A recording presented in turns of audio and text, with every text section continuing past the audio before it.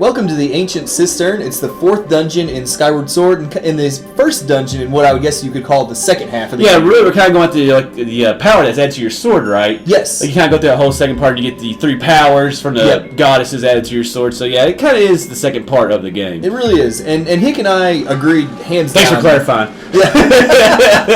After you already said it. Yeah. Hick and I agreed hands down that this was our second favorite dungeon in the game. It's an amazing dungeon in its own right. There just happens to be another fantastic one right Yeah, really. this. I put it in the top 10 dungeons in all of The Legend of Zelda for me. The problem is, there's an awesome dungeon right after this, the sand ship that kind of, had to take a back seat to that one. Yep. But what we really, or one of many things we really loved about this dungeon is it's really divided into 2 very different areas. This first part we're in right now is there's this beautiful, serene... Yeah, absolutely beautiful. And we kind of talked about it's like kind of a heavenly, it's like golden and all this sunlight. Yeah. It's kind of like, really the whole concept for me is kind of like a heaven versus hell thing. Yeah. When it comes to this dungeon. This part right here kind of got that, it's got that heaven feel to it. It does, even with the theme and everything. Yeah, I mean, just the waters, everything looks pure and beautiful. The statue looks calm, even though it tries to grab you right here.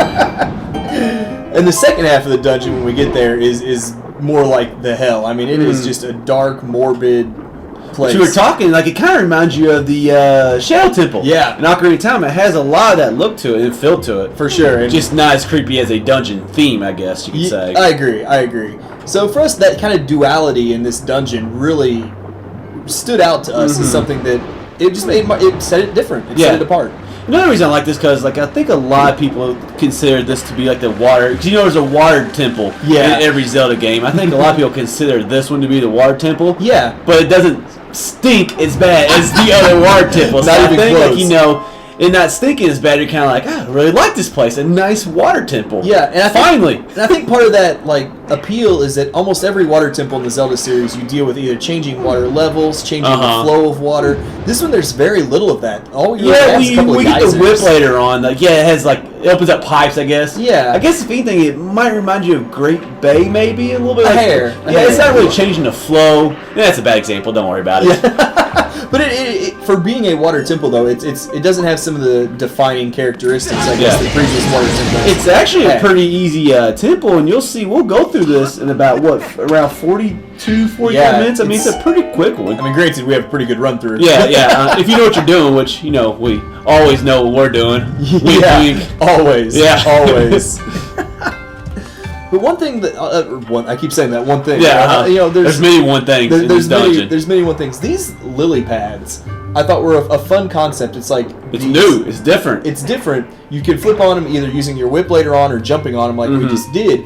And when you flip them, you either open up areas underwater where the little stems, I guess, will block thorns. They're thorns. They hit you and they hurt. Oh, they hurt, yeah. I mean, I don't know if they hurt, but it looks to Link like they hurt. It hurts him. He takes damage. But, or if you flip it the other way, it gets to where you can actually walk on the lily pad. So, and we'll be using that quite a bit. Turn them over different ways, and then later on I have to turn it over, then use a whip to turn it back over, or something like that. Yeah. And I feel like, we get a few of these...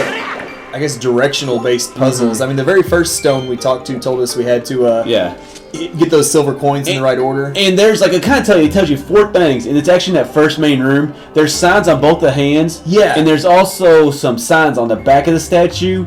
And then there's one somewhere else that might also be on the back. But that basically tells you the order of this door right here. Yeah. It's one of those things that's very easy to miss if you're not paying attention. Oh, I couldn't figure it out. I don't want to tell you how many times I hit this door, but I honestly don't think I knew the sequence here. I think I just kept on trying a bunch of different things, and I just finally got lucky. I mean, there's only so many possible combinations. You can't tell me a riddle like that and expect me to figure it out. Come on. But we did. We figured it out. If it told me to look on both the back hands and where to go, I probably still wouldn't figure it out. And here, we've kind of hit on this before, how we love going back and in this game more so than a lot of other Zelda games, you get to use items from previous dungeons more often. Yes. This beetle, and we've hit on it before how cool we thought it was. Oh, it's awesome. It again makes a great appearance here. We'll use it several times in this. You just dungeon. can't drive drunk. Yeah. Because it looks like I am right now. Hey, but you got it. But you finally got it. I get lucky on this one right here. I don't know how. I don't even think there's no way I hit that web right there. Maybe the wind off your wing. Yes,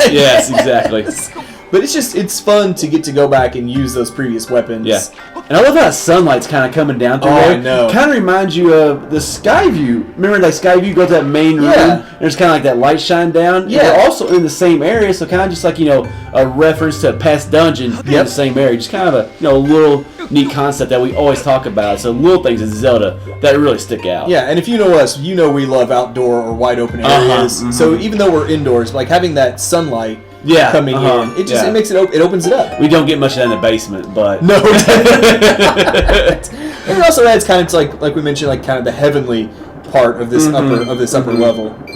Well, just like the whole music, the whole theme, and just like the whole surroundings, it makes you feel good. Yeah. I mean, you don't see what's coming later on, but it makes you feel good, And I do think it's interesting, and I feel like this is kind of common in a lot of the water temples, is there have not been a ton of enemies in this first. There are a couple of blobs, there's really not. And that's it. I mean, the thorns that have gotten us once or twice, but beyond that, that's a good point. I never even thought about it really. And there's not really. There's the cursed moblins maybe downstairs, or the purple moblins where they are, but or goblins, not goblins, whatever they are. Yeah, but that's really the only enemies, and I don't remember really being low on health. No, not at all. Well, I'm never low on health, but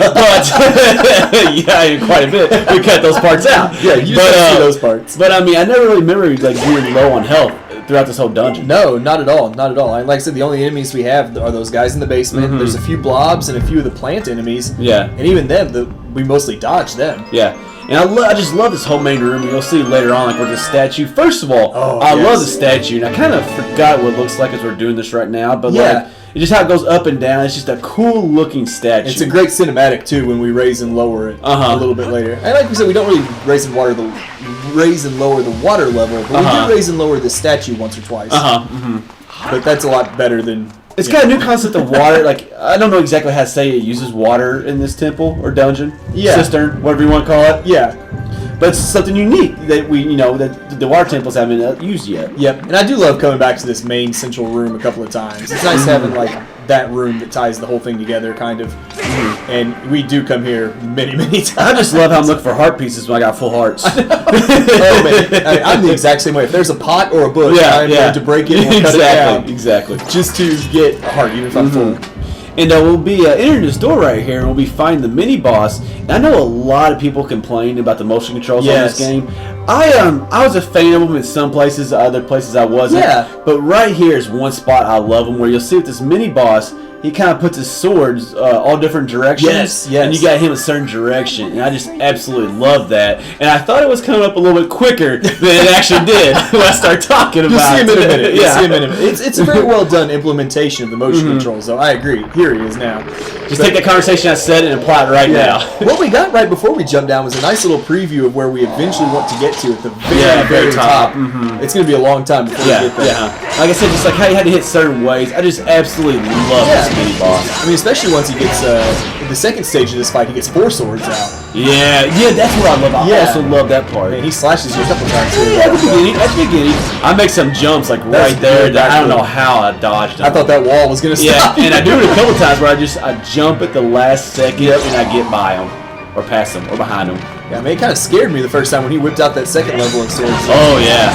That's a bit of a foreshadowing for the final boss, which is one of my favorite bosses in any Zelda game. I agree wholeheartedly. He'll have some big old swords that we have to deal with. Yes. He has a couple of them. Yeah. I like this part, like, when he actually has his 4 like in a square right there, he had to jab him. Yeah. In this game so far, we've really not had to like use a jab move. Not a lot. That much. Not much at all, hardly. This is one of the few times in this dungeon we actually do take some damage. He's not an easy fight if you're not good with motion controls. I love how he slips on his head right there. That's hilarious. That's a great death for that poor skeleton. Now, how do bones blow up is beyond me, but well. Zelda logic.